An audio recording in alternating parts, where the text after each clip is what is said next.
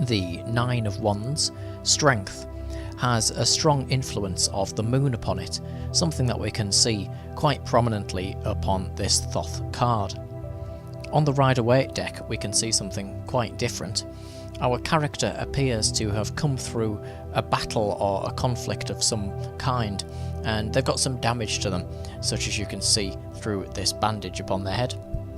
And they are looking around quite cautiously at the other wands, almost as if they could attack them at any moment. And yet they are still holding their own wand and pushing forwards, finding the strength inside to carry on upon this journey. On the Tree of Life, this card is firmly planted within Yesod, of which is the 9th Sephiroth on the Tree of Life, and is ruled by the moon, and so we're starting to see the moon coming into this card already. Now, having a look at Yesod here on the Tree of Life, we can see that above it is Hod and Netzach. And so Hod is our intellect, our intellectual mind, and Netzach is our emotional mind. And being in Yesod says that we have become free from the bias or the influence of these Sephiroth above us. And so that means that essentially with Hod, the intellect, we have recognised the ego for what it is, the I am, and the desire to want everything now, so to speak. And the emotion, or Netzach, is the emotional influence on things, the desire or the pull towards wanting things to be in a certain way, all connected with our sense of self and our ego within our physical bodies. And we've risen above that in Yesod, we've come away from it, and we've started to become aware of the spiritual orders of being, of which exist all around us, what we may call the astral plane. And perhaps we've come to peace with that, recognising that things have their own way of working out, and we have to have the strength or the endurance to ride these things out and allow them to happen in their own time. And so on the card itself, we can see in the centre the most dominant wand upon this has upon it a sun on the top and a moon on the bottom. And so the sun on the Tree of Life is Tifereth, such as we've seen before, that very strong physical light energy, and the moon is going to be, as we've just spoken, Yesod on the moon at the bottom. It's also the subconscious mind. The moon is the world of dreams and the world of an emotional guidance system, so not simply an emotion of I want something, but an emotion of which dwells within our heart centre, and like a sat-nav guides us through life. We feel something might be the right way to go or something might be the wrong way to go, and that influence there of our soul guidance within our whole lives. And so it could represent perhaps our true will in Thelema, which is our reason for incarnation. And so it could be hidden talents that have yet to awaken within us are starting to manifest, and we're starting to get hints, things which could lead us down certain paths and could have all sorts of benefits for us there. The joining of them together, of course, is a sun and a moon combination, and so it's a masculine and feminine, a god and goddess combination, as well as the adjoining of the consciousness and the unconsciousness, so the as above, so below, and that femifestation and manifestation of which we've spoken about before, where an item or an object around us starts as a thought, starts merely as an image in a mind, and through all of the things coming together in the universe is eventually manifested into a physical form of that thought. And we can see that in the moon image upon the card, of which has the sigil of Sagittarius within it. And so it's suggesting that the arrow here of Sagittarius is piercing the moon.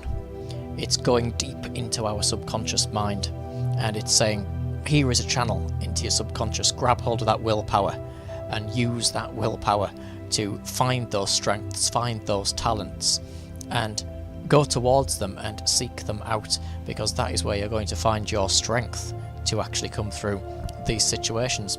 And that is why, if we look at the actual sun image on the top of the card, we can see that so there's 18 rays in total, but they are split into two designs of 9 rays each, and so 9 of course is the influence of the moon and Yesod yet again, and the first 9 are quite straight looking sunbeams, and the second 9 are quite wavy looking sunbeams, and so this is the influence of that moon and of that piercing and using of the willpower upon it.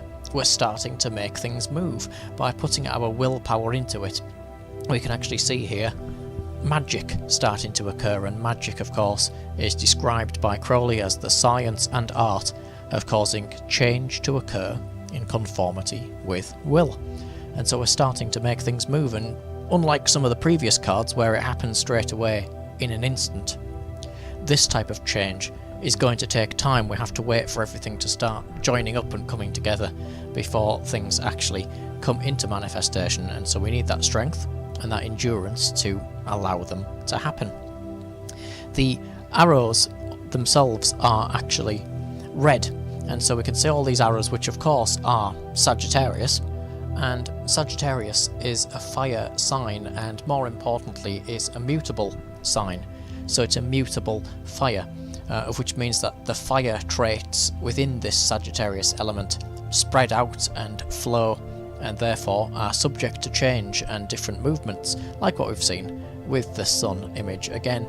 And so this is actually why it's said in contemporary astrology that Sagittarians have this wanderlust, and they like to go out and find a quest for adventure, and they may be quite restless if things stay the same and want to go and find new knowledge and new adventures and so on. And so their fire, their spark is mutable and seeks out and goes with the flow of change. The arrows upon this card of course are adorned with that strong symbol of the moon, and so we have here 9 moons in total upon the arrows. There are 8 moons upon the tips of the arrows, and the where the actual arrowhead would be are the moons as well. And so this is Yesod, that 9th Sephiroth of the Tree of Life, and something of its form and function upon the tree. So if you imagine we fired one of these arrows, or just fired any arrow, say across a field, it flies through the air and comes and sticks into the ground, and so it penetrates the earth and the earth receives the arrow. And so here on the Tree of Life we can see this transformed into a type of sexual alchemy and a type of process of manifestation. And so Yesod collects the forces of the Sephiroth above it, these vital forces of life and of the universe, and channels them downwards into Malkuth below it. So Malkuth is kingdom and the physical world. And so Yesod's gathering all that seed of life and is channeling it and pressing it into the earth. And so in that respect, Yesod here is a masculine energy of which channels, and Malkuth is a feminine Mother Earth energy of which receives those seeds of life and nurtures them, and eventually gives birth into the green earth and the oceans and the mountains, and of course us ourselves. It gives birth to life and that origin of life, and therefore Malkuth, which is of course the earth itself, interacts with divinity above it because it has divinity in it. And so we have once again our microcosm and macrocosm joined together, as above so below. To understand one is to understand the other. It's quite interesting here as well that we can see that happening upon the card. So the red arrows are that Sagittarius fire energy, and yet through the centre of the central wand we can see this channel of yellow actually coming through the middle of them here. And so that is that alchemical process of which we've just spoken about. We have the energy of the sun and the moon mixed together, and if we imagine that yellow sunbeam as coming down from that conscious into that subconscious, or coming down from Yesod into Malkuth and mixing together in the middle, and there we have that secret of the manifestation. And indeed behind it we can see 10 flames, and so the 10 flames are 2 very interesting things put together. Firstly, they're all the 10 Sephiroth, the 10 Sephiroth on the Tree of Life, the universe itself. And they also refer to the 10th Sephiroth, which is Malkuth, and so we have the physical world there in the background of the card. And on the actual card itself, this suggests that once this willpower has completed its process, we're actually going to see those results in the physical world. It's not just something that happens in an unmanifested void. It's actually going to have some type of results in some way, although it can take time to show itself in the physical world. It has to gather all of these other elements of the universe and channel them in to the Earth, and then the Earth has to nurture it and give birth to it, and that's your process of magic, or your process of manifestation. And we have to have the strength and the determination to allow this to happen.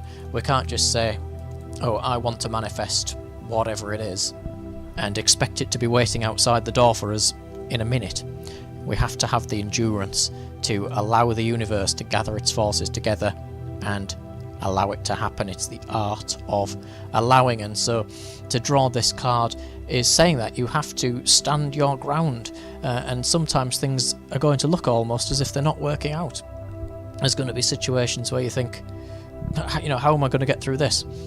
And this card's saying, well, now's the time to trust in that willpower, to find those latent talents and those things of which drive you forward, and wear them as your armour upon this battlefield, if you like, and push forward.